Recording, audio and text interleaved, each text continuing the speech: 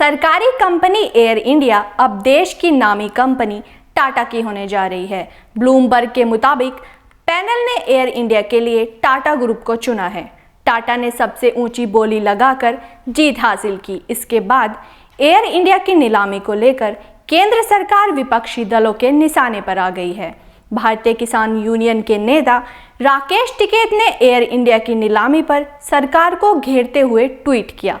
उसके बाद कांग्रेस व सपा नेता व आरएलडी नेताओं ने भी सरकार पर तंज कसा है।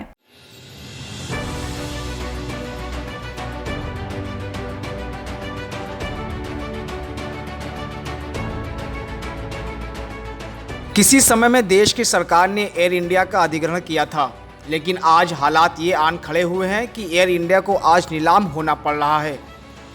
यही सवाल आज विपक्ष से लेकर सोशल मीडिया पर तमाम लोग पूछ रहे हैं, क्योंकि सरकारी कंपनी एयर इंडिया को टाटा ने सबसे ऊंची बोली लगाकर जीत लिया है।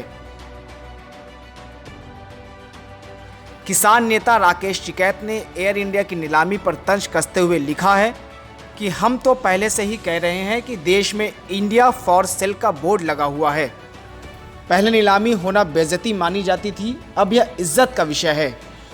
आज देश की एयरलाइंस एयर इंडिया भी नीलाम हो गई है। कांग्रेस पार्टी ने देश के प्रगतिशील विकास के लिए हमेशा अग्रसर रही है।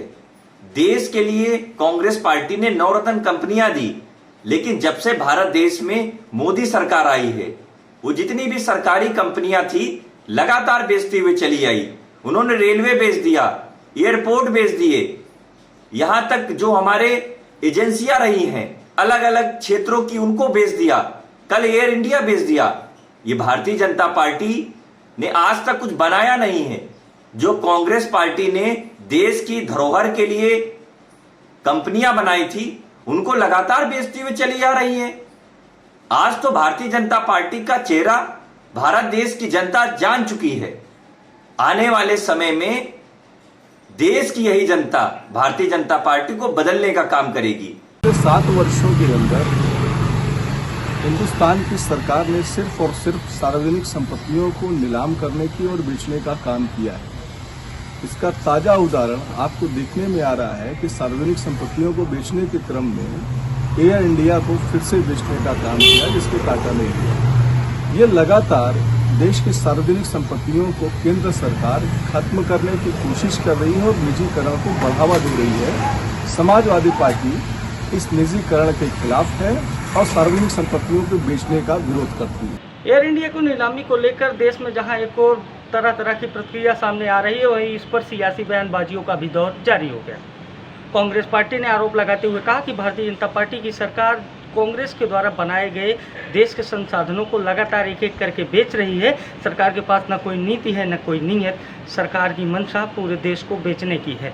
तो वहीं समाजवादी पार्टी ने आरोप लगाते हुए कहा कि सरकार के पास न ही कोई वित्त मामलों का जानकार है और न ही सरकार को पता है कि देश को कैसे चलाना है। लगातार सरकार पिछले 7 वर्षों में संपत्तियों को बेच रही है।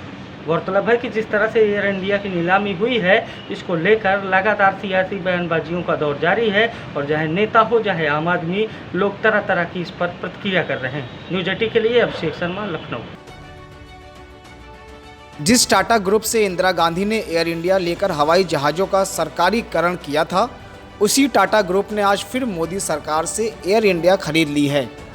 इसीलिए इस मुद्दे पर अब सियासी सरगर्मी भी तेज हो गई है। Bureau report, news 18।